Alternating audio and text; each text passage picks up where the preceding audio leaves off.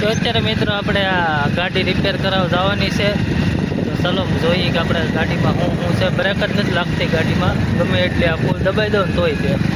તો ચાલો મિત્રો અત્યારે આપણે આ ગાડી રિપેરિંગ કરાવીએ છીએ.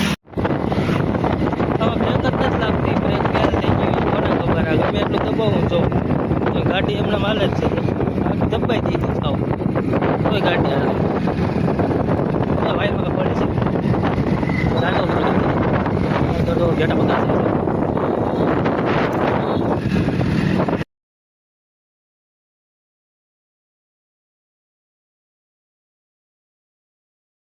ગાડી અત્યારે ગોઠવાઈ ગઈ છે અને અત્યારે લેન્ડર નાખવાનું કામ ચાલુ કર્યું છે.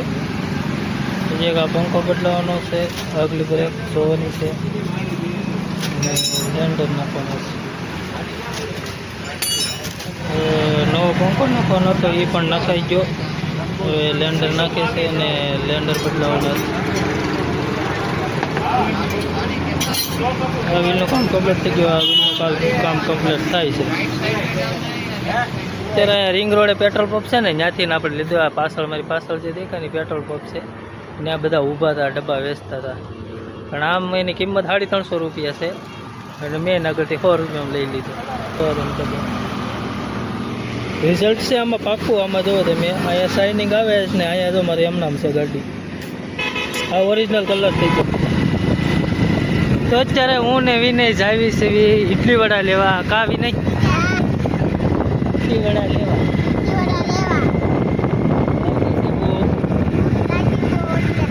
ચાલો ઇડલી વડા લઈ આવી છે. ઇડલી વડા